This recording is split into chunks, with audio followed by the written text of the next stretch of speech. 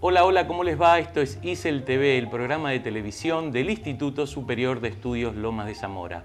Hoy acompaño al licenciado Martín Güemes, con quien recordábamos que en 2008 visitó el ISEL con una propuesta de clase abierta sobre asuntos públicos.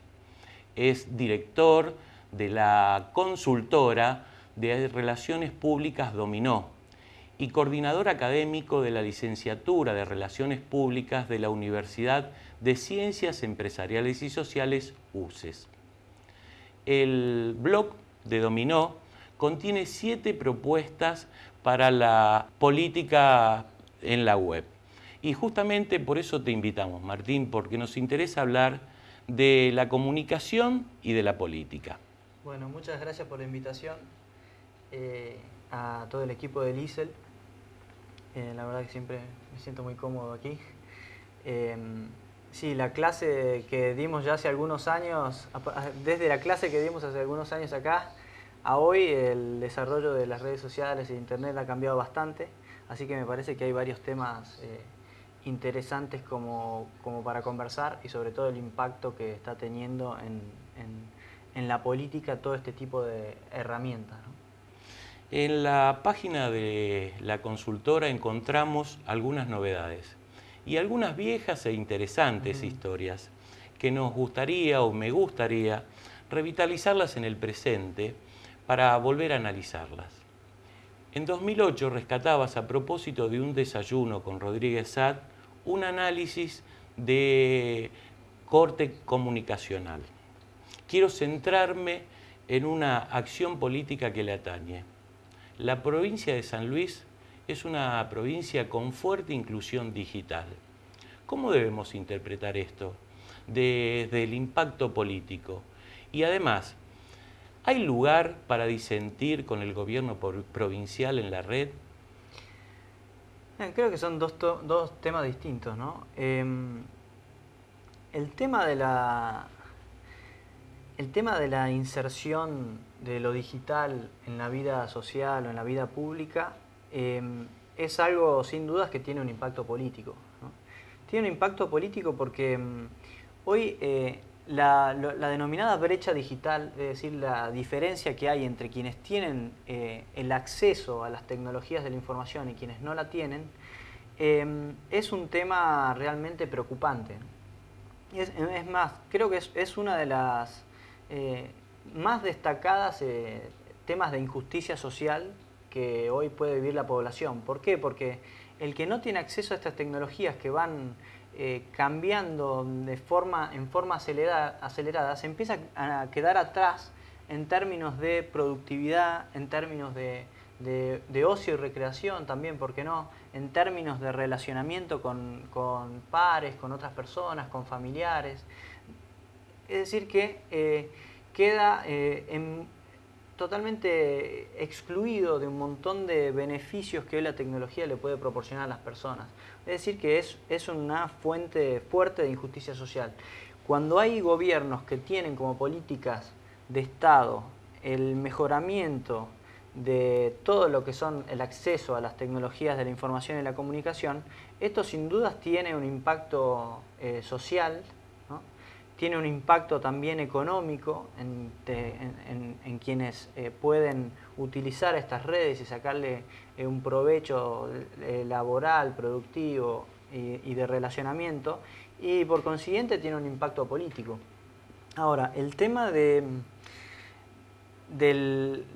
la posibilidad o no de expresarse en la red, y bueno, en realidad si uno desde un gobierno impulsa el acceso a las tecnologías de la información, y no solo el acceso, sino también la capacidad de que el ciudadano tenga capacidad de aprender estas tecnologías y tener la capacidad de pensarlas para utilizarlas, no debería ser un impedimento para la libertad de expresión, todo lo contrario.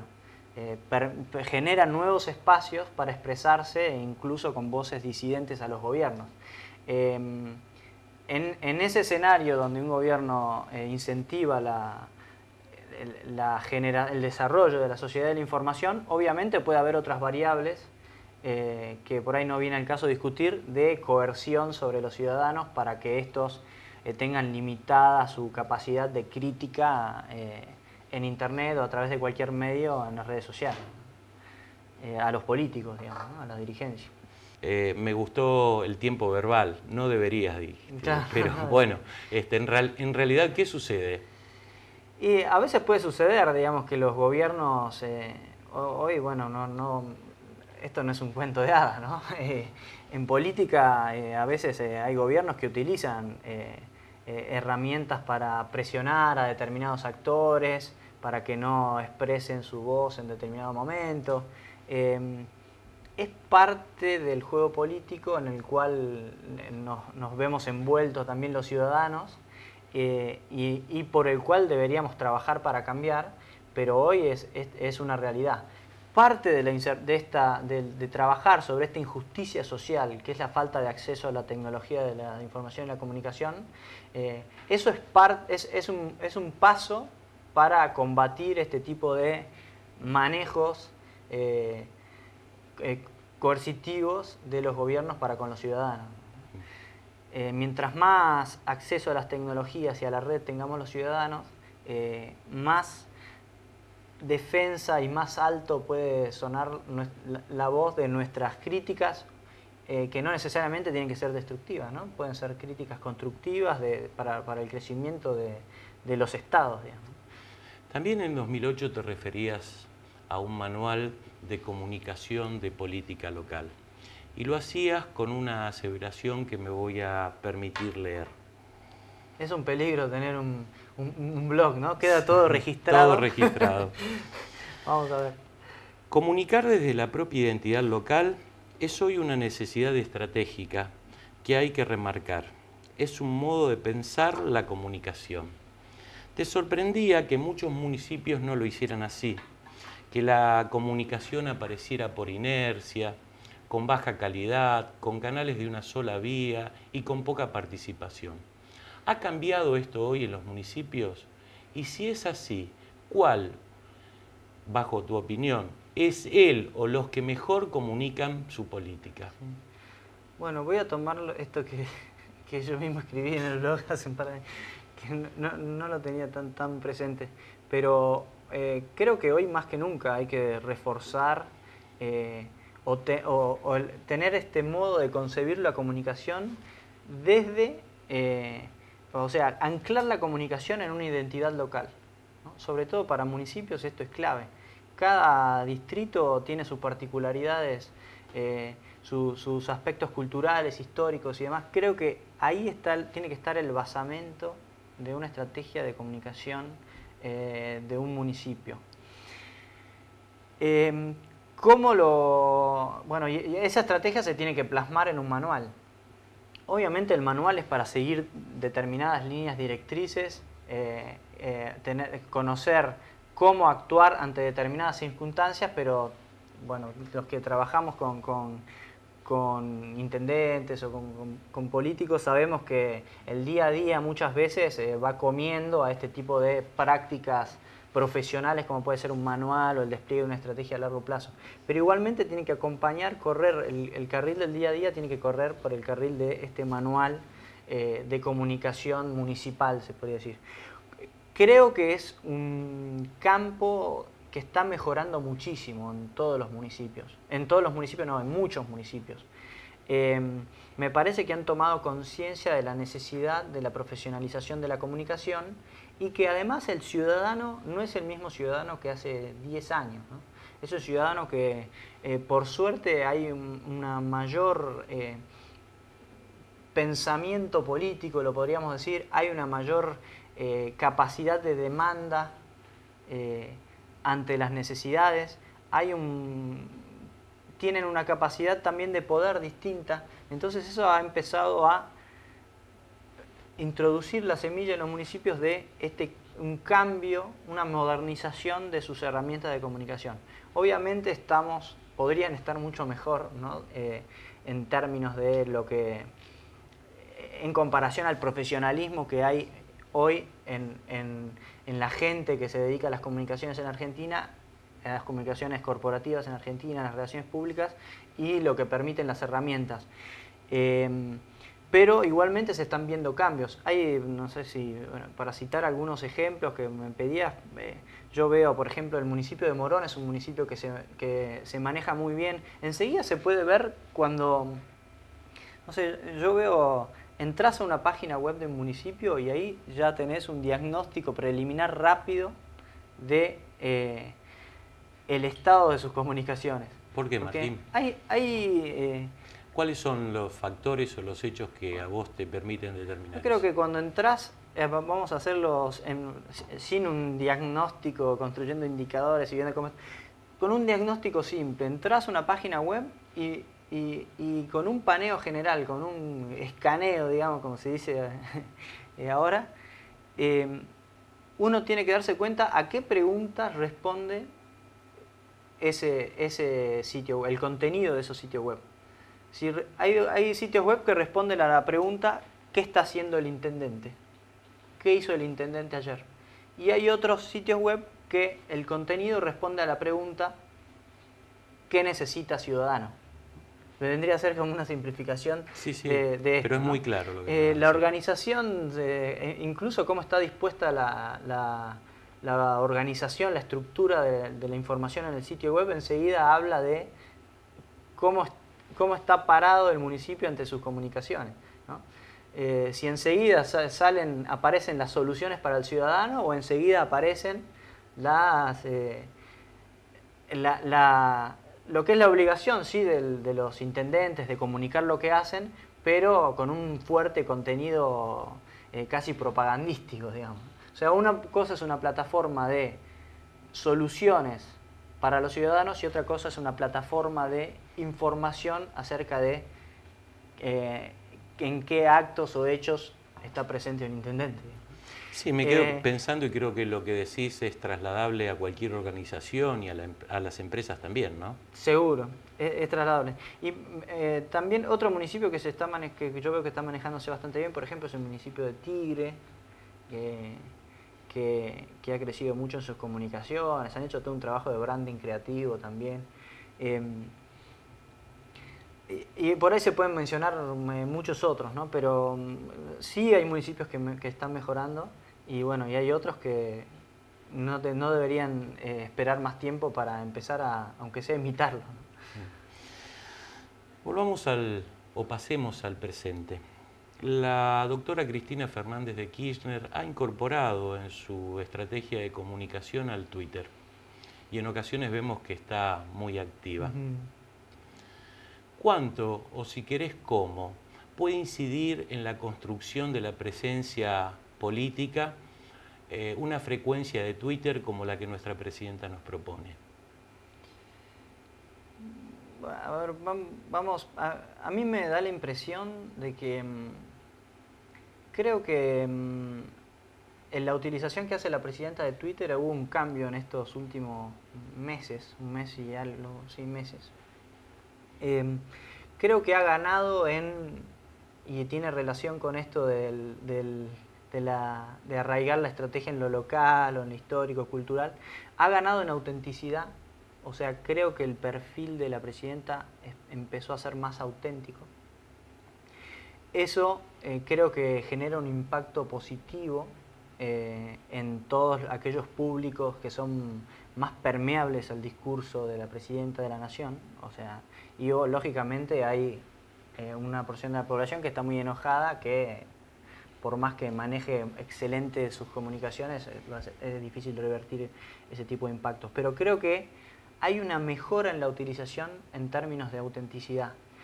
En términos de frecuencia, creo, sí, me parece que debería tener un ajuste, ¿no? Porque hay medios, no se puede dar un discurso por Twitter, ¿no? Hay otros medios que te pueden hacer de soporte y Twitter un espacio de viralización de ese discurso. Y ahí creo que ha cometido algunos excesos en términos de frecuencia, así como los cometió también con la cadena nacional.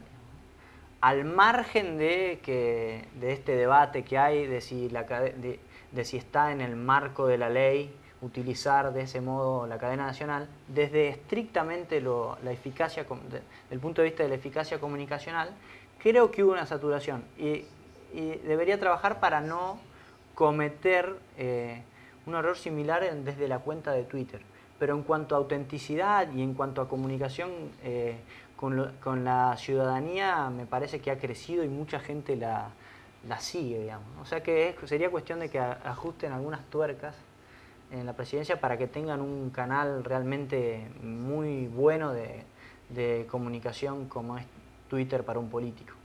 Sí, yo te digo personalmente, te escuchaba, personalmente la sigo y advierto justamente esto, ¿no? En esos 140 caracteres no termina de comunicar a veces si recibimos una cadena de tweets, 10, 12, 13, es decir, nos está contando la historia y de repente sería, como vos indicás, mejor hacer una apreciación mucho más escueta, ¿no? Sí, siempre está la dificultad de trabajar, o sea, la frecuencia tiene que ser, y esa es la dificultad, encontrar el punto justo entre la frecuencia necesaria, esto en todos los canales de comunicación, ¿no? La frecuencia necesaria de mensajes para bajar la barrera que tienen los ciudadanos de atención, ¿no?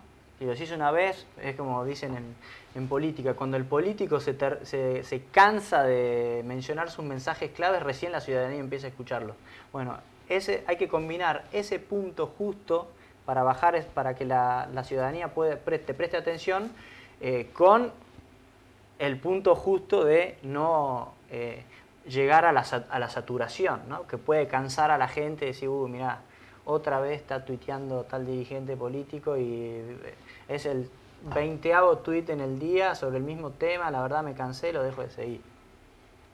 Entonces creo que la dificultad está en buscar ese punto de equilibrio, digamos. Sí.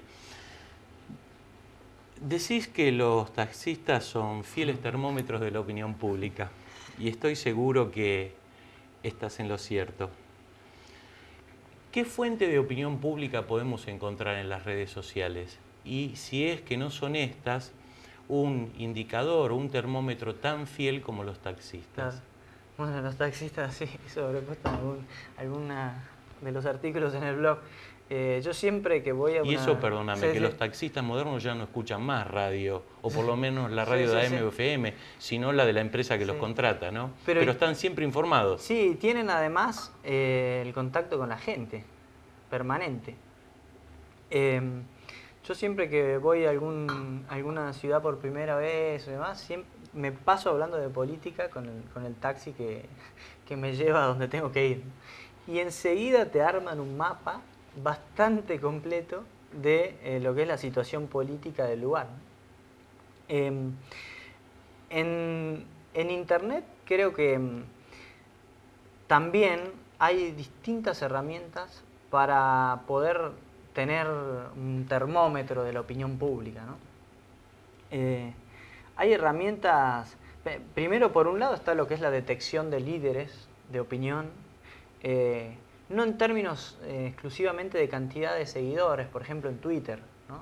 Sino por ahí en términos de influencia, de generación de interacciones. Bueno, ahí tenemos diversas herramientas que nos ayudan a medir el nivel de influencia que tiene una persona en las redes sociales. Eso por un lado, para detectar líderes de opinión. Ahora, para detectar temáticas que están presentes en las conversaciones y cómo estas son tomadas, también hay herramientas que permiten monitorear las conversaciones y hacer un análisis más fino de cómo está percibiendo la ciudadanía determinados temas, si esos temas están presentes en la agenda de los medios, de la política y de la agenda de la gente. Incluso hasta un hashtag, que es la etiqueta que las personas utilizan para todos hablar acerca de un mismo tema, puede ser una fuente de información para un político muy rica. La otra vez estaba dando vuelta, nosotros hicimos un estudio, estaban dando vuelta un hashtag de si Macri fuera presidente, por ejemplo, ¿no? Digo, para Mauricio Macri, ahí hay un montón de información gratuita, ¿no? Después tendrá que desmenuzarla, que analizar, pero hay un montón de información en cuanto a percepciones, en cuanto a cuáles son los principales temas por los que él es cuestionado, cuáles son sus fortalezas, es un focus group gigante, casi gratuito, digamos. Después estamos los analistas que cobramos para decirles cómo están siendo manejadas las temáticas por la gente en las redes sociales. Pero es bastante económico en relación a otro tipo de estudios. O había otro que decía, no sé, el día del cumpleaños de Cristina, por ejemplo, o kirchnerismo en una palabra, por ejemplo. Ahí tiene el Frente para la Victoria un mapa de atributos armado bastante bien, digamos, ¿no? Se puede hacer una buena nube donde te muestre cuáles son las principales palabras que están asociadas a determinado partido, es decir, su imagen, ¿no?, en la gente. Después se pueden clasificar los públicos y ver cómo es la imagen en públicos de determinada característica, cómo es la imagen en públicos de otro tipo de características y en función de ello planificar tus comunicaciones en Internet. Obviamente que no... A ver, esto es una parte de la población la que tuitea, una parte de la población la que está en Facebook, una parte de la población que consulta Internet con mucha frecuencia. Hay otra parte que no lo hace. Con esto lo que quiero decir es que estos estudios que se pueden hacer son muy ricos, pero tienen que complementarse con otro tipo de investigaciones. Pero por más que no lleguen a cubrir al total de la población, sí nos pueden servir para generar ideas, para planificar la comunicación en ese ámbito puntual.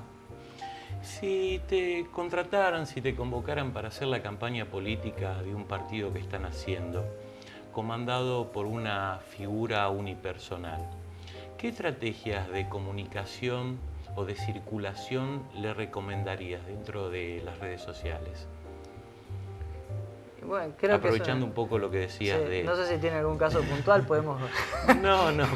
Podemos conversarlo, pero creo que por ahí no se puede... me parece que cada... Estoy requiriendo tus servicios en forma gratuita. Sí.